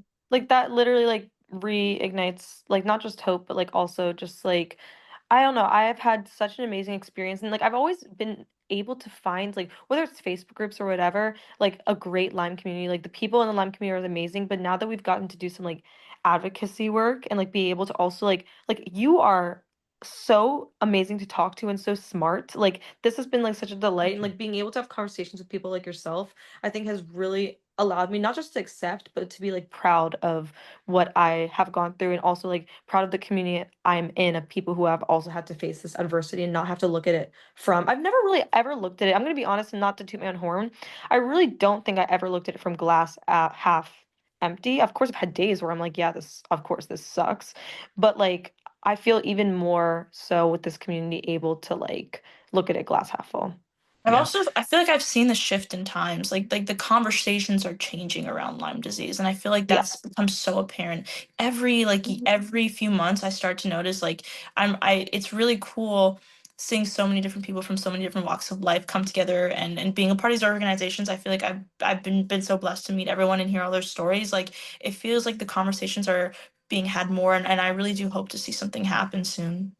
Yeah, and it's also because so many people are being impacted by it, which is so unfortunate, right? You have people like Justin Timberlake. You have people like just last week, it was one of the Jonas Kevin Brothers' Jonas's wives. wife. Yeah, Yes, Kevin Danielle Jonas's- Jonas, right?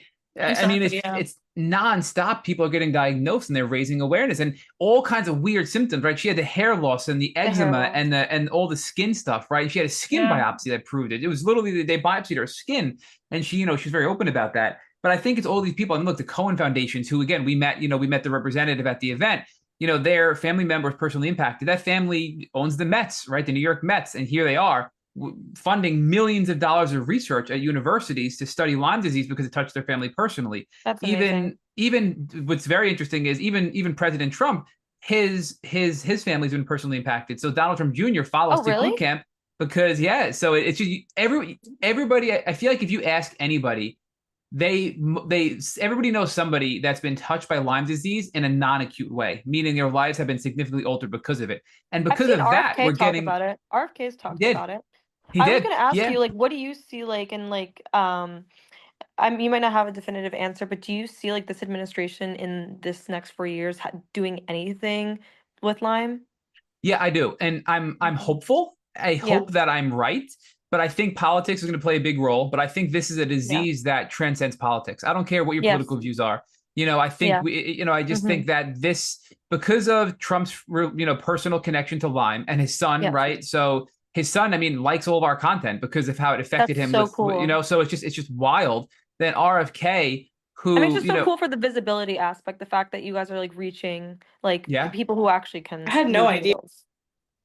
Yeah, it's really wild. And then when you think about RFK, his entire family's been touched by Lyme disease. And when they grilled him to bring him on, and he just said, "Hey, look, chronic Lyme is real." He said, "I'm gonna tackle this head on. We need more research. We need more funding." And he didn't care. And then a lot of the media outlets kind of beat him up over it. And again, I'm not talking about his qualification. I'm not getting to any of the political side of it, other than I think he cares. I genuinely believe he cares about Lyme because it touched his family, just like Trump, it touched his family. So I'm hopeful that this administration will do more for us, especially to Kiana's point, where right now we have this momentum, right? We were at New York Fashion Week in Manhattan where we had this whole Lyme advocacy. You're seeing it on TV all the time. Justin Timberlake, we just said this is just in the last couple of months, all these things have happened. So I think the momentum is there, and I'm really hopeful for the future. And look at all the smart people. Again, Dr. Tal from MIT that we spoke to and interviewed just a couple of weeks ago when we were together.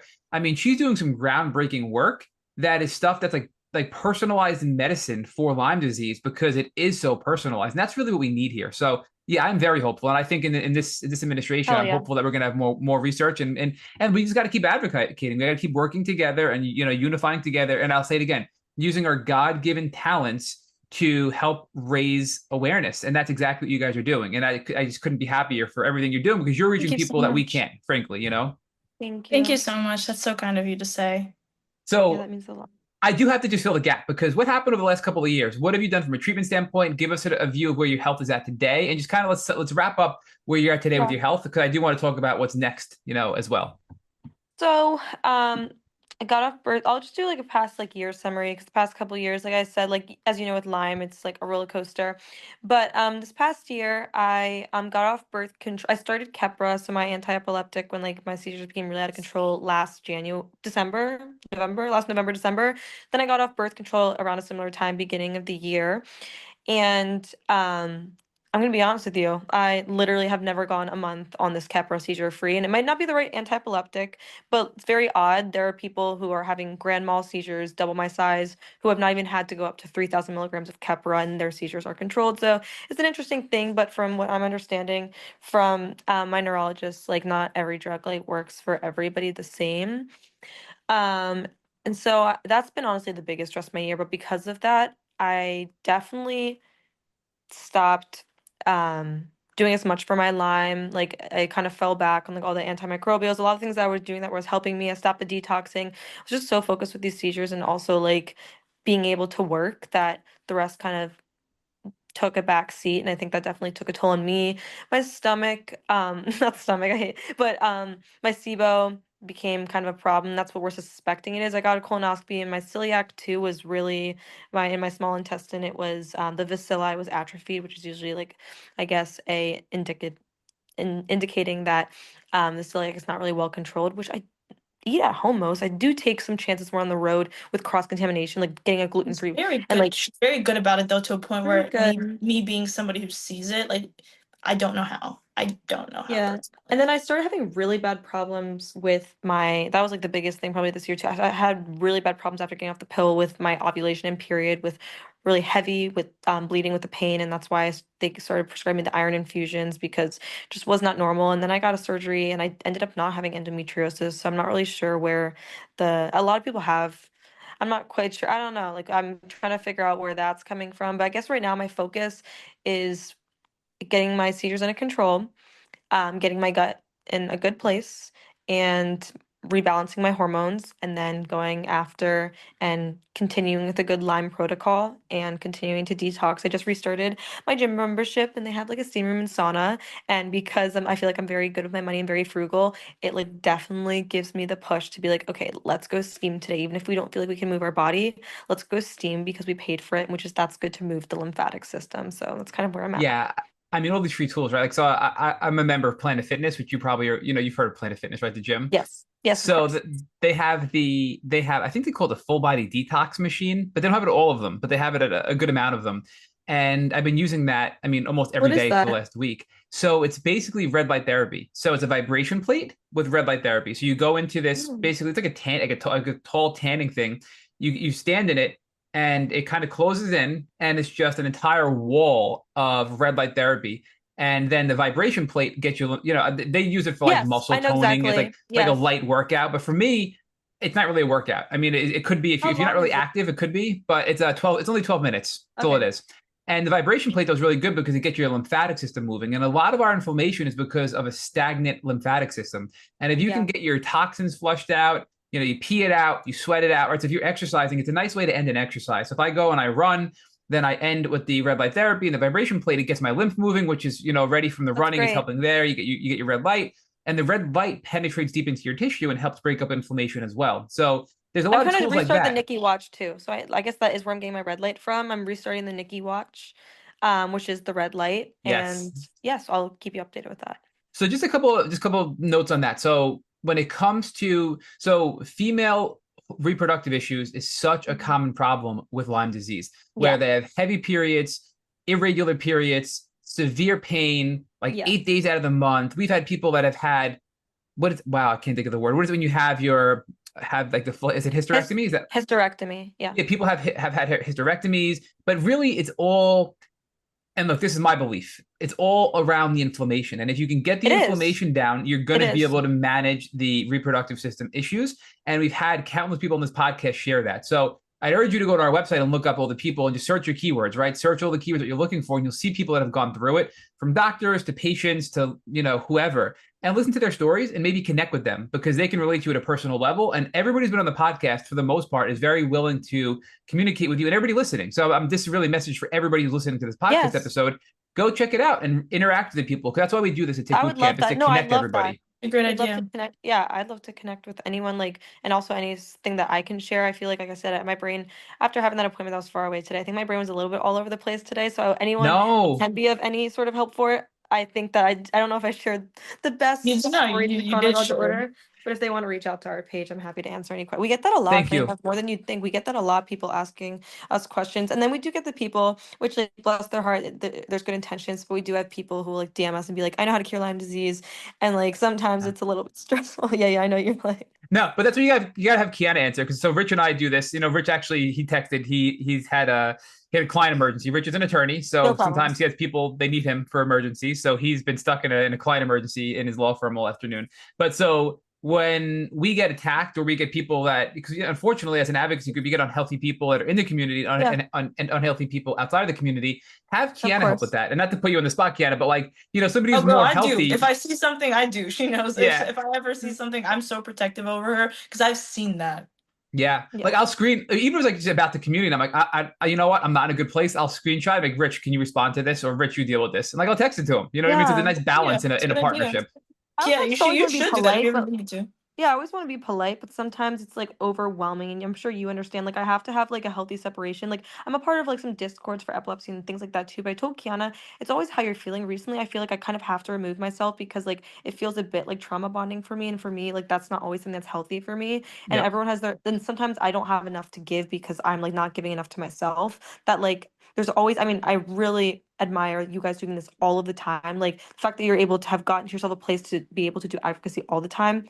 Honestly, I respect and admire so much because it can be hard to talk about your story and talk about something that took so many years off of your life every day, all day. So I really appreciate and respect that because for me, I'm not at a place where I can yet. Yeah. And look, I think at some point you could be, and maybe it's just not for you, right? Maybe you're going to say, I need to walk away from this and I need to just go kind of. No. I will never walk away. away. I will never be able to walk away. This is like my story. Like, I feel like I am so. There's no even way for me. And I think it's a part of my life's mission, I think, to help. So I don't think it's that. But we have she's a creative individual. I feel like with a lot of creative individuals, it's like regardless of our story, it's like we share a lot of things through our art. We share a lot of things through being able to push through to create our art. And I feel like for her, it's like I really do see this beauty in being able to advocate for Lyme, but also doing it in a way that feels safe for her. Some of the best songs she's ever written, in my personal opinion, have to do with her health journey. And I think that is going to make its impact, but I really do see it happening for her in a creative way. That I know for a fact. Yeah, no, I always wanted like that to be a big part of my story, and I love it. It was more so just like on the daily now. I think sometimes I'm such an empath too that like if I'm like feeling a little better today, it's sometimes hard than like I'm sure you understand like when you like are talking to people on the daily and then they're just like trauma dumping on you every single day, and then you're like, okay, I want to be there for them, but I also have to be there for myself, and that might mean like taking like a day off, a mental health day, to like enjoy my boundaries. Feeling better. Boundaries are important, and that's not easy and I get that. But so I do like what Kiana just said, because I do think that you're using your experience and expressing them via your talents, and your talents are that much more special because of your experience, and meaning it's even more powerful of a message, right? Your music and your art is even more powerful. So what's next? I mean, obviously you're going to continue to work on your seizures, and you want to get your inflammation down, but I think you've come a really long way. You've done a lot of things. And unfortunately, I think, fortunately, but unfortunately, you did a lot in parallel in your journey. So it's hard for you to narrow down, like whether it was LDN or ozone, all these different things, because you did so much at once to narrow down, like this maybe helped me, this didn't. But I think it's the collective everything that got you to where you are today. And then you're going to get yourself even further along by helping with some of the seizures and things like that. But putting with aside the help of also going back to a functional medicine doctor, like I don't know if you've ever had Nicola Descharme on here. She wrote. Oh my goodness, yes, we love her. She's my doctor. Oh, please tell her Matt and Rich from Tick Boot Camp say hello. She's fantastic. Okay, so literally trust this woman with my life has helped me with so much, and to be honest, like I really, really, really, once the seizures are controlled, I saw her a month ago for the first time in like so long, but I have to keep up with her because I trust her. I really do. And that's important to trust somebody. So So putting that, it's like obviously what's next is you're going to continue to treat, you're going to get better, and I have no doubt you're going to get better and better and better and better. And it's not linear, right? You're not just going to get better and better. You're gonna get 4 steps forwards, 2 steps back, 3 steps Yeah, forwards, of 1 step course. back, and that's the nature of it. But when you reflect back on your journey, where you are today and where you are in a couple of years from now, you're going to be just blown away by that, and I have no doubt about it. But what I'm really interested in, because I know this is going to happen in some shape or form, what are your visions for next steps to use your talents and use your experience to take this awareness and advocacy to the next level? And if you haven't thought about it, I'm going to put you in the spot and say, what would you like to do in the future to help, use your voice in a bigger way to advocate for our Yeah. community? I honestly Well, feel like things like the runway, like being able to create the mix. If you want to talk about that, I remember that was a really special yeah, experience I for have some us. ideas though. Yeah, I do have some ideas for like moving forward. Like we do have something in the works for us to I don't I don't think that maybe I should like mention the name, but you probably know. I don't know if you know that they're looking to do like almost like a limestock, like a big like festival for Lyme. So that's something that we would perform in. And honestly, that sounds so exciting because being able to like do something and like use our voices would be really exciting for me. And then also, I think through song, like Kiana said, I write a lot of ballads. That's like the origin of music. I come from my writing style, and us doing dance music, yes, it's very different. But funny enough, a lot of our dance songs derive from like my ballads that I'll just sit and write on the piano. But I would love to be a part of like composing a film or documentary about Lyme. Like if there was like a film, like I don't know if you saw the movie, it's called like Brain on Fire. If there was Yep. a journey about stuff like a Lyme patient different than her, but I'm saying like something like that, like me and Kiana really like TV film. I would love to be a part of like doing some sort of like musical composition for that. I mean, obviously writing a book would be so cool. And then my biggest passion is theater. So if there was some sort of like, I don't know if you know, but they once did a musical for Lyme. It was called like No. Bit or something like. Oh my God, it was like Bit or something. I'll send it to you. They literally, it was in New York, I'm pretty sure, but there was like a Huh. musical around. I wish I. Oh my God, I wish I told you. Yeah, a while ago. But I think Oh, wow. anything creative, and then also I think whenever it feels appropriate, like I said, I think it took me a while to be able to find like strength in what I've gone through rather than like I don't want it to ever um I don't know, I don't think I was ready for sharing some of it yet, but like also if there's any way Kiana and I continue to partner with people like you guys Social media. or just ourselves raise awareness and tell more of the story, I think that would be nice to be able to like build a community and have our brand like also not just like Lyme, but also I've made a lot of good friends with other autoimmune disorders that like I feel like Crohn's, like for instance, one of our good friends has Yep. Crohn's, and there's such a lack of awareness and like the shit that she has to go through every day, being in the Yeah. music industry and all of that. Like I'd like there to be a safer space that we can maybe create for people to see like, oh, they did it under these circumstances. I can do it too, type of thing. Yep. Especially with what she's gone through the last years. What I always see is like she is a representation for not only just like women's health, but for Lyme disease and for all these different things that have come through and made such a big impact in her life and have also stood in her way at times. I always think about it as like whatever she accomplishes will be a reflection of also the ability to accomplish that while dealing with Lyme and everything else. Like it represents something so much more than just who she is. And I definitely think that whatever we do down the line, we will always make it known, that, you can always do it regardless of this, and hopefully be able to help give advice and through social media and also like things that helped her throughout her journey. One good Yeah. touring experience I'll give you, Cleveland, Ohio, Forward Hospitality was really accommodating. And like when I say nobody knows about my health issues, I really like, I don't even think our management, now that our management sees how involved we are and they're very involved and like they were involved with the Project Lab Code, helping like our music managers, like they now understand because, and they actually, when we started throwing them into some of these like advocacy opportunities, I think they didn't even know really the extent because it just like I wasn't really ready for the conversation, and it wasn't until a few people from the organizations kind of explained to them like what I go through. But oh wait, where Cleveland. was it? Oh, Cleveland. Hospitality. Yeah. Yeah, so Cleveland, I had to get like it was like a very timely blood test done. And like, I hate asking for anyone to like move things around for me to do something. But the people like that were the venue, because we were playing in Cleveland 2 nights and they were picking us up from the airport, like the hospitality. And I was like, would you mind like if we stopped at a Quest or something just so I can get this blood drawn? I even felt so annoying asking just for that. I was like mortified. Like, and then not only were they like, absolutely no problem. They got me, Kiana, and the person that was on the road with us, all IVs for free. Like literally just Wow. like paid for IVs. They were like, you have 2 nights here, blah, blah. But I was like, I don't think they understand like the level of like appreciation for something like that. And they did my blood work in like the IV place. Like they just like had us go. And that's not very common for what we do. Like that was like above and beyond. So I was like, that's even cooler than like people who ask for like 3 tequila bottles. I would rather just like an IV. Yes. Like that's sick. That's what, yeah, that's so It's true. probably like the That's so same price true. as like 3 tequila bottles. I'm like, I'll take the IV. Seriously. Yeah, well, so just to look, you are now officially part of our Tick Bootcamp family. And Oh, anything you guys do, you have our support. We want to be there with you if we can help, and facilitate and just support whatever it is, let us likewise. know, advertise, with our connections and our resources because we're all in this together, right? We're gonna sink or float Likewise. together. And I know we are Likewise. going to have major success in the future. And we're going to have to do a follow up because there's nothing but better things on the horizon for both of you. And Kiana, now I can see why you're glowing to be here and your story of just being instantly connected with Juj and bonded to Juj. I can see it, right? The drive, the determination. You guys are doing amazing work.